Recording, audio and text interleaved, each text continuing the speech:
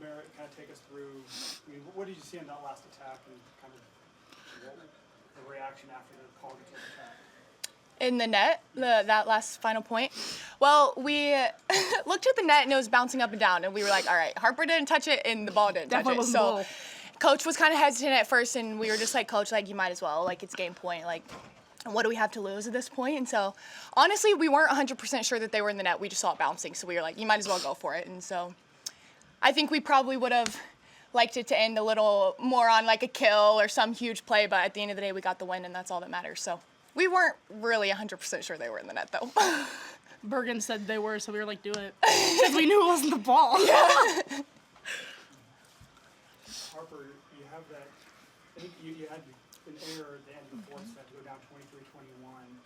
What, your mentality changed after that, and then the fifth set you had, what kind of changed for you late in the match? At the end of the day, we want to play as a team. We want to play for each other. So my mindset, honestly, was just do it for my team, and they need me right now. And I'll be the first to admit, like, that wasn't my best game. But at the end of the day, like, I had to do it for my teammates, and I had to figure out some way to get us a point. And I think at the end of the day, like, that was my mentality. Just do it for my team, do it for other people. 44 attack errors against the win. It was not pretty. It says a lot, but it was not pretty at all, and we knew that. And we just kind of had to figure out, like, okay, like, we're not playing our best volleyball across the board, but we're still going to figure out a way to win. And at the end of the day, we just talked about having each other's backs no matter what happens.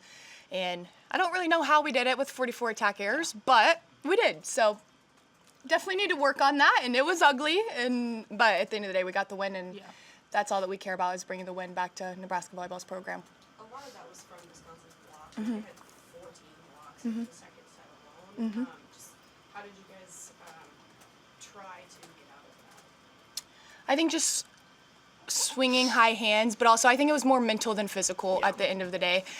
Getting stuffed blocked that many times is a very big mental obstacle, and so we went to the locker room and we were like, look, it's 0-0 right now. In between the second and third set, it's 0-0. Like, it doesn't matter what just happened in that set. We just have to go out there, keep swinging. We knew that we couldn't just start roll shotting and tipping balls because they would just transition them and get kills. So we just kind of had to make a few adjustments, swing really high and keep swinging hard and find ways to get kills. I mean, they're a great team. They're a huge physical team, and they're going to get blocks, but we just had to find ways to get around them. What does it say about your squad's resiliency that you guys bounced back from that second set and bounced back from a Wisconsin match point and set forward and put it? I mean, we've talked about it all year. Like, this team is very gritty and very resilient, and there's never a doubt in any of our heads that we're going to lose. Even like after that second set, there was never a doubt that we were going to lose. We knew that we were going to find a way to come back, and I think having 44 errors and finding a way to win just speaks how our team is. We're going to find a way even in the ugly, and that's what we've been talking about a lot this year is winning in the ugly no matter what. And so we always find a way, and I think that's one of our biggest strengths is we're just going to have each other's backs and figure out a way to get around it. What was it like playing in that atmosphere in there tonight? I got it. I mean, we know how Nebraska fans are, and that crowd proved it. I know that they said, like, the attendance record when we were playing, but I think we all knew Husker Nation is, like, a great fan base, and that's exactly why. And they're a big part of why we won. Like, their energy and everything that they bring to our games and our support is more than, like, we can't even explain how much it means to us. So they're just as much a part of that as we are, and they continue to just be there for us and support us no matter what. To do it without Lindsay, what does that say about the team, and what was she providing in terms of support on the sidelines? We have so many people that can step up when we need to, and that's exactly what Allie did. And Lindsay's a huge part of our team. She's a very big vocal leader, and we all have to step up in that aspect just to help pick up that slack. But Allie did an amazing job, and that's exactly what we practice for. Game changers are what we need, and Allie did that.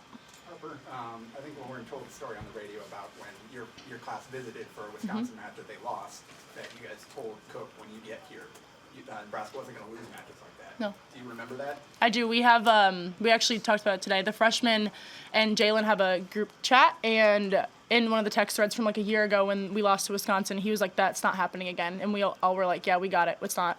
So I think just to prove that that happened, and we didn't even play our best, and we still pulled out a win. So I think that mentality that the freshmen have, and I know that Merritt's a big part of that just because we all look to her as a leader, and having her there for us, but like the freshmen, we know we have big roles on this team, and we have to prove that. So just having that mentality and going out there every day, just swinging.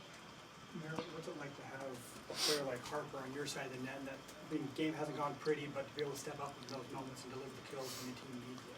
Yeah, it's huge. And we talked in the fourth set, and I was just kind of like, look, what do you need? Like, you're in this position for a reason, and you're one heck of a player, and if you weren't, you wouldn't be out here right now. And so I know that she has a ton of belief in herself, and sometimes I have to remind her a little bit because she's really hard on herself, and that's what makes her so good. But, I mean, it's huge. I think all of our freshmen stepped up at very big moments during that match, and it's really cool to have Harper, obviously, but also all of them be able to step in big moments. It's very special, but they all just have a ton of confidence in themselves, and they know what they bring to the game, and they know at the end of the day what they can do, and they do it. So lots of credit to all of them. Lainey's No, it's okay. so animated. I mean, she looked like she was ready to cry when she was serving the last few because she's just so invested. What does she bring to the team just from an emotional standpoint? Yeah, she's a firecracker. She kind of lights the fire for us, and she's always going to bring energy vocally and, like you said, like body language wise, she's always giving to the team. And I think it's very good to have some people like that and to have a little more calm, steady people like most of us on the team are. But I think she kind of lights the fire and gives us the energy that we need in those moments. And like you said, she's a very emotional player, and she brings that day in and day out. Final questions? This feels like a match that you can learn a lot about yourself and take forward, especially as you want to keep progressing. What would you say you learned most about yourself, at least so far, without having watched tape or anything else? Just thinking about this night. Well, one, I would say the resiliency piece. Yeah. You can have 44 errors and still find a way to win on this team. And so I think Coach always talks about building the callus and building all those experiences that this team necessarily doesn't have. We're building those experiences every single day that later down the road we can rely on. So I would say that would be the first one. And then obviously the second one would be not to have 44 hitting errors. But that's something that I'm sure we'll be working on a lot this week in practice, and Coach will have an answer for that. But I would say those would probably be the two biggest things for sure. Speaking of Coach, that may have been the happiest I've seen him. Very fun trying. Just what was it like seeing him soak in the moment too? Yeah, he's been great this entire week after Northwestern. He showed that he believed in us a lot, and I think that was huge for us going into this match. Is if Coach knew we were going to win, we were going to win. And so seeing it pay off and seeing the win actually happen for him, it was just so surreal. And the rest of the team was already in the locker room, but like him with the student sections out there, I'm going to make all of them go watch it back on TV because it was the coolest thing ever. He like put on one of their little cowboy hats and was dancing around with them. Like, it was so cool. I think those are just the moments that make all the sacrifices that we make worth it. So it was very special. Okay, thank you. Thanks, guys. Thank you.